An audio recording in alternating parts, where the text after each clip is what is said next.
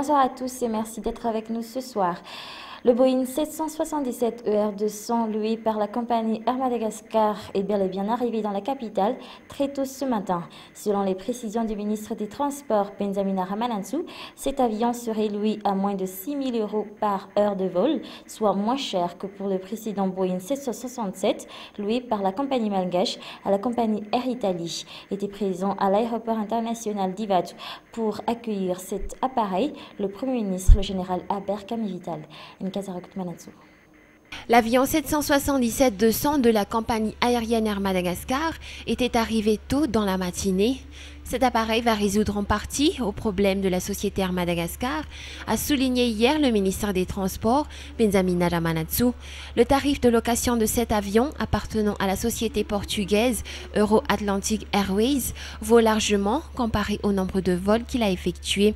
Le tarif correspondant à une heure de vol valait 6 000 €, a toujours expliqué le ministère des Transports. C'est-à-dire que la location de cet appareil est nettement moins chère par rapport à la location d'avant du Boeing 767 appartenant à l'Air Italy et utilisé par Air Madagascar.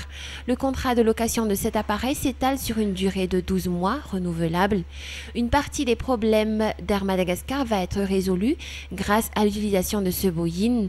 Toutefois, le savoir-faire de la compagnie aérienne et du personnel navigant ainsi que la capacité de l'appareil devront être améliorés, a toujours fait savoir Benzamina Ramanansou. En fait, ce qu'on peut dire, c'est que ça coûte moins cher à Air Madagascar la location de cet avion, malgré le fait que ce soit un avion vraiment moderne, avec toutes les technologies modernes actuelles.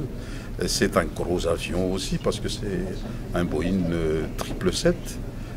Donc je dis que c'est moins cher la location par rapport à la location d'Air Italy, qui a mis à notre disposition un Boeing 767 comme les nôtres, mais très très cher.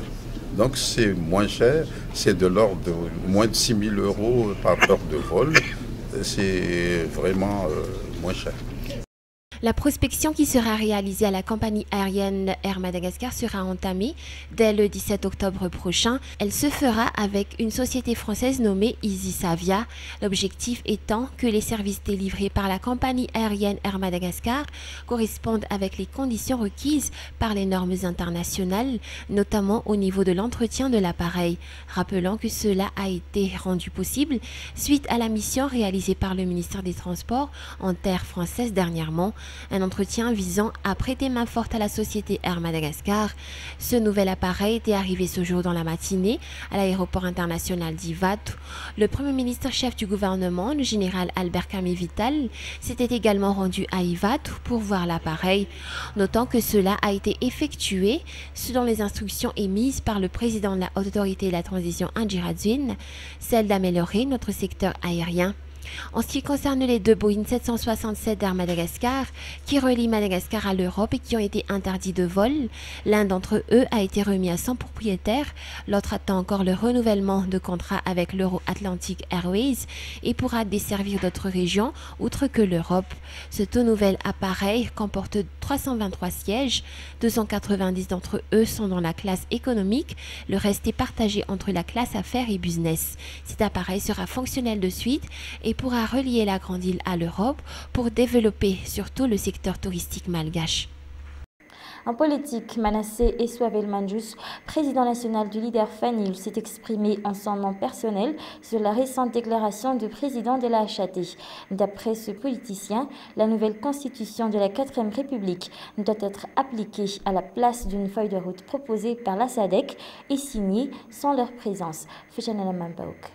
Parti malgache procéderont à la signature de la feuille de route paraphée à Ivato, puis amendée par la SADC, a annoncé le président de la Haute Autorité Indira Dzwin mercredi dernier au cours d'une conférence de presse qu'il a tenue au palais d'État d'Ambosrouj. Pour Manasseh Eswaveli Manjus, une feuille de route de la SADC signée sans leur présence n'a plus d'intérêt pour la nation. Le leader FANIL, moi je ne peux pas être le porte-parole du leader FANIL puisque le leader FANIL ne s'est pas encore réuni après la déclaration de Monsieur le Président de la Haute Autorité de la Transition.